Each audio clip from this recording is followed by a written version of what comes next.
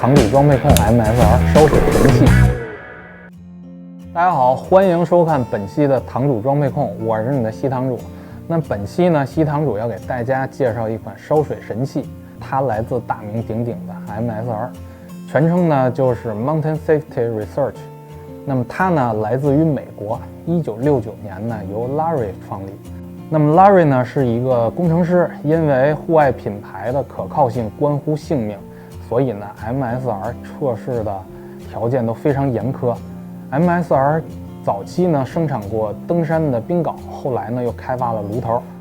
炉头和油瓶是分体设计的，燃料瓶呢还有加压阀门。那么喜欢登山的户外老鸟呢，肯定对油炉是偏爱有加。因为高寒地区呢，气罐会因为低温呢，还有一些气化不足呀，会出现很多问题，导致燃烧不够充分。那么但是现在呢，有专门的高山用的气罐，再加上合理的设计，就会让气炉在高寒地区呢也有不错的表现，甚至呢有一些产品可以说是用经验来表现。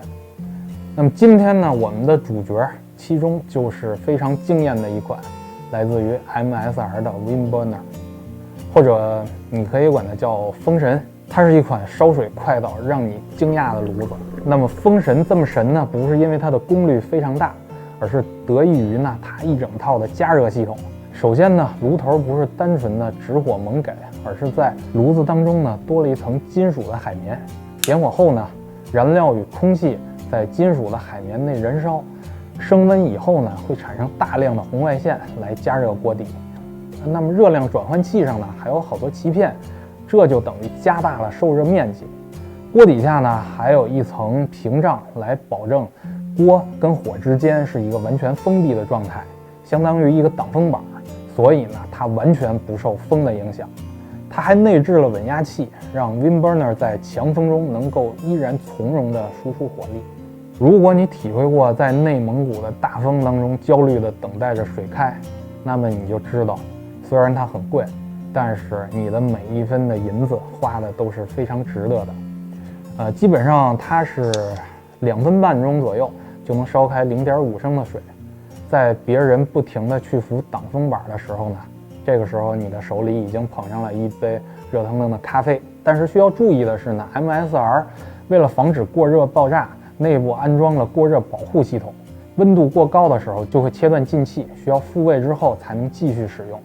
神也有缺点，那么比如说它非常快的煮沸时间会让你没法用它来做饭。你会说，那我火关小一点呢？完全没有用，相信我，我都已经试过了，放弃幻想了。它还是一个严重的偏科生，所以呢，你不想吃一锅糊嘎巴的时候，你最好老老实实的用它来烧水。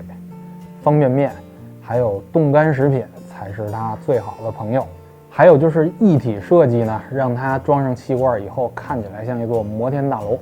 所以呢，你在使用它的时候呢，最好是紧盯着它，或者呢是装上它自带的这个稳定支架。还有呢，重量不轻，对于重装徒步穿越的人来说呢，非常不友好。但是自驾就无所谓了。